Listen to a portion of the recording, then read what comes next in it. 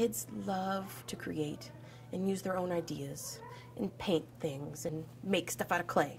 And so if we can kind of get all the kids, some of them were hesitant to do the creative part, but I can get them with the technology piece.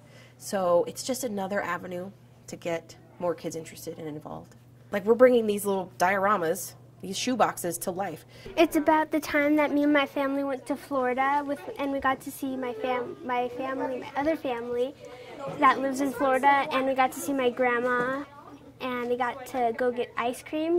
They have added their own kind of personality to their museum now.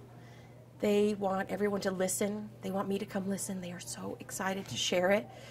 It's just, I mean, the diorama was cool, and they loved using the clay and the paint, and now it's another level that they haven't used before. It kind of helped them come to life because you can add voice to them. So you have to hold this, and then we press this button. This is an envelope when my family and I went to Florida.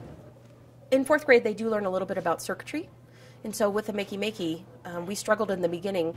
We couldn't get the thing to turn on because our circuits weren't closed.